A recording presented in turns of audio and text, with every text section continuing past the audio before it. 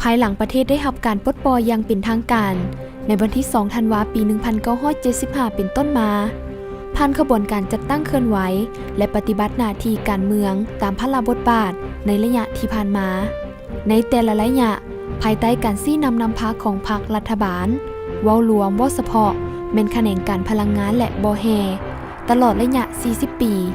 สามารถประกอบส่วนสร้างผลงานให้แก่ภารกิจปกปักรักษาและสร้างสรรค์ประเทศอย่างตั้งหน้าซึ่งได้แสดงออกถึงผลงานอันพ้นเด่นแบบก้าวกระโดดหลายด้านเช่นการนำพาทางด้านการเมืองการศึกษาอบรมด้านแนวคิดและการปรับปรุงการจัดตั้งตลอดระยะผ่านมาพวกเขาสามารถตีราคาได้ว่ามาฮอดเดี๋ยวนี้ระดับความรับรู้และเสื่อมซึมด้านทฤษฎี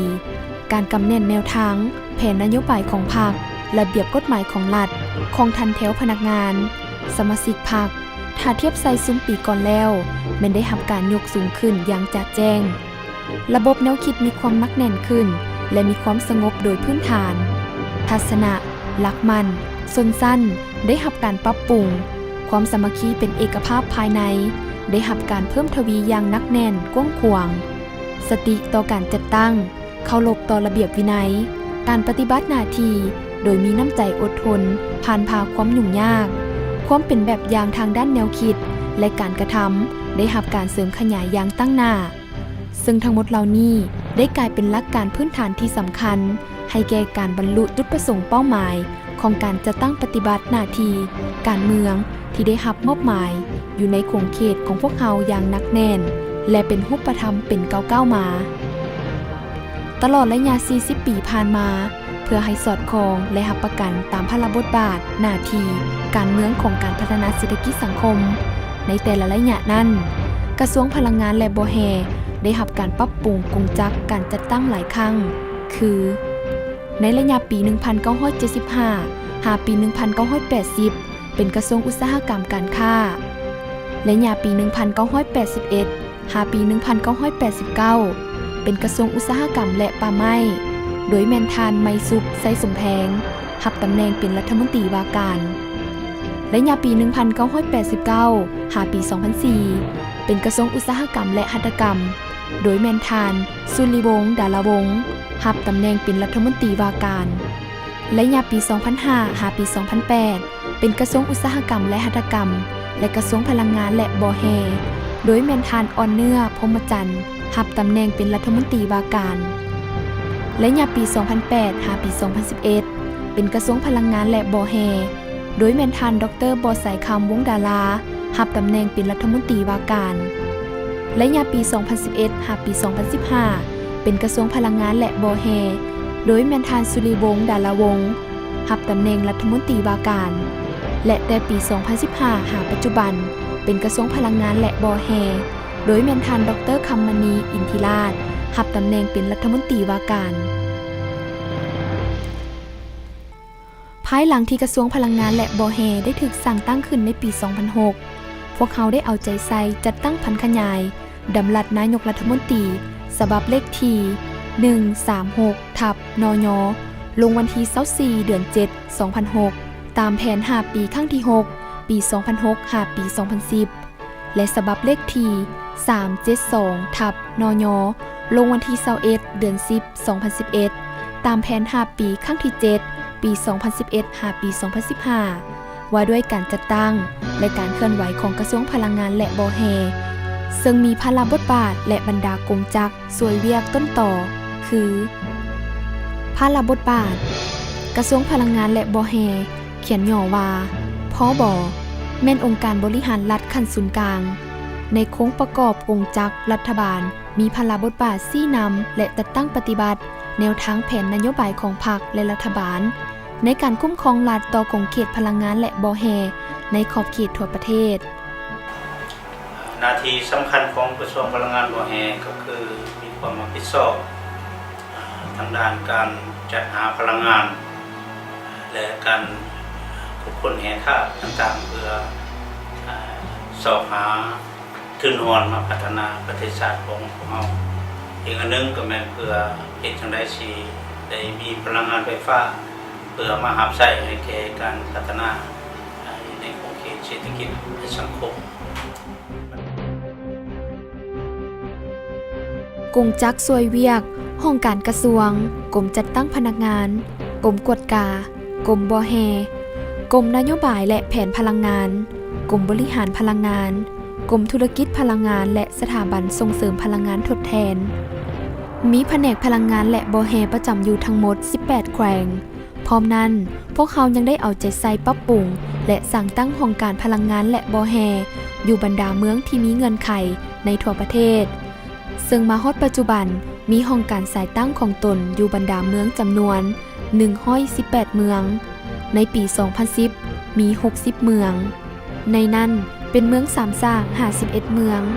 รวมแล้วทั่วแขนงการแต่ศูนย์กลางฮอดท้องถิ่นมีพนักงานรัฐกรทั้งหมดทั่วแขนงการจำนวน 1,185 คนหญิง225คนเทียบไซปี 2008 มีจำนวน744คนเพิ่มขึ้นเกือบฮอด2เท่าตัวรัฐกรทั้งหมดมีวุฒิการศึกษาสั้นปริญญาเอก10คนหญิง0คนสั้นปริญญาโท105คนหญิง10คนสั้นปริญญาตรี465คนหญิง121คนสั้นสูง406คนหญิง90คนสั้นกลาง173คนหญิง24คนและสั้นต้น26คนหญิง9คนพร้อมเดียวกันนั้นยังมี4รัฐวิสาหกิจที่กระทรวงเป็นผู้คุ้มครองเช่นรัฐวิสาหกิจไฟฟ้าลาวบริษัทผลิตไฟฟ้ามหาชนรัฐวิสาหกิจก่อสร้างและติดตั้งไฟฟ้ารัฐวิสาหกิจถือหุ้นลาวและรัฐวิสาหกิจฝุ่นชีวภาพซึ่งเฮ็ดหน้าที่เป็นตัวแทนของรัฐบาลในการเข้าถึงหุ้นในโครงการไฟฟ้าดำเนินการก่อสร้างเขื่อนไฟฟ้าสายส่งสถานีไฟฟ้าและผลิตและจำหน่ายฝุ่นชีวภาพในขอบเขตทั่วประเทศเวียกงานพรรคและองค์การจัดตั้งมหาชนองค์คณะพรรคกระทรวงได้เอาใจใส่ชี้นำพาทางด้านการเมืองแนวคิดชี้นำการเคลื่อนไหวปฏิบัติหน้าที่วิสาเฉพาะองค์การรัฐและองค์การจัดตั้งมหาชนอย่างตั้งหน้าและต่อเนื่องในระยะผ่านมาได้ปรับปรุงรากฐานพรรคทั่วองค์คณะพรรคกระทรวงได้2คณะพรรครากฐานและ33หน่วยพรรคเทียบไซปี 2005 มีเพียง2คณะพรรครากฐานและ11หน่วยพรรคซึ่งเพิ่มขึ้นถึง22หน่วยพรรคพร้อมเดียวกันนั้นสามารถก่อสร้างหน่วยพรรคแข็งหูนำพาฮอบด้านซึ่งมีลักษณะต่อเนื่องได้แสดงออกจากจำนวนหน่วยพรรคทั้งหมด33หน่วยพรรคสามารถรับร้องแผนก่อสร้างหน่วยพรรคเข้มแข็งหูนำพาฮอบด้านได้จำนวนทั้งหมด31หน่วยพรรคเท่ากับ 93.93 ส่วนห้อยของหน่วยพรรคทั้งหมดในนี้มี2หน่วยพรรคสามารถถูกขับร้องเป็นหน่วยพรรคเข้มแข็งหูนำพาฮอบด้านถึง10สมัยด้านจำนวนพลสมาชิกพรรคก็เพิ่มขึ้นทั่วองค์คณะพรรคกระทรวงมีจำนวนทั้งหมด615สหายหญิง139สหายเทียบไซปี 2005 มีเพียงแต่285สหายหญิง48สหายองค์การจัดตั้งกรรมบาลกงจักการจัดตั้งประกอบมี11หน่วยรากฐานในนั้นแบ่งออกเป็นภาคส่วนบริหาร8หน่วยและภาคส่วนวิสาหกิจ3หน่วยมีสมาชิกทั้งหมด 1,803 คนหญิง399คนองค์การจัดตั้งแม่หญิงประกอบมี5หน่วยมีสมาชิกทั้งหมด423คน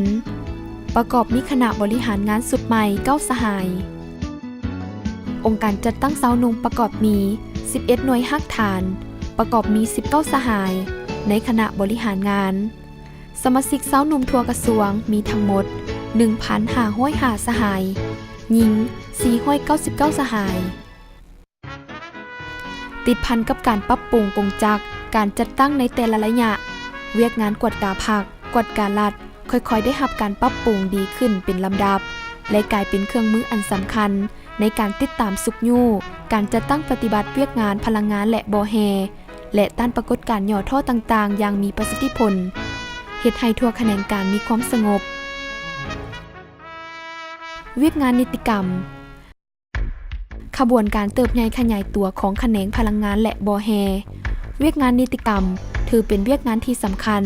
เพราะเป็นเครื่องมือในการคุ้มครองบริหารของรัฐและเป็นบอนอิงให้แก่นักลงทุนทั้งภายในและต่างประเทศในระยะผ่านมาฮอดปัจจุบันพวกเขาได้สำเร็จบรรดานิติกรรมที่เป็นกฎหมายและลุ่มกฎหมายเช่นได้สำเร็จ2กฎหมายใหญ่เช่นกฎหมายไฟฟ้าฉบับปรับปรุงประกาศใช้ในปี 2011 และกฎหมายแห่ธาตุฉบับปรับปรุง 2013 ได้สำเร็จแผนยุทธศาสตร์พัฒนาพลังงานทดแทนของสาธารณรัฐประชาธิปไตยประชาชนลาวฉบับเลขที่324/ลบลงวันที่11 เดือน 10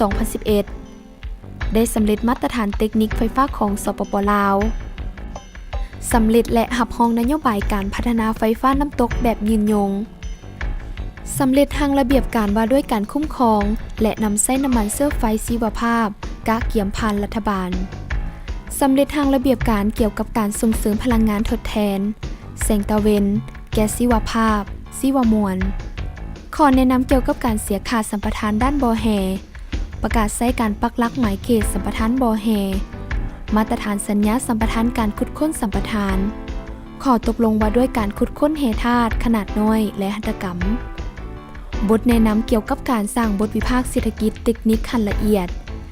ระเบียบพัฒนาท้องถิ่นระเบียบโรงงานเสริมคุณค่าแห่ธาตุและหลอมโลหะระเบียบการส่งตัวแบบและระเบียบการนำเข้าส่งออกสืบต่อค้นคว้าระเบียบมาตรฐานและเงินไขเพื่อปฏิบัตินโยบายการย่องยอค้นคว้าสัญลักษณ์น้ำมยศนักรบแข่งขันแห่งงานดีเด่นขั้นกระทรวงสืบต่อปรับปรุงทางนโยบายการประหยัดพลังงานชีวมวลและพลังงานลมทางดำรัสว่าด้วยการอนุรักษ์และประหยัดพลังงาน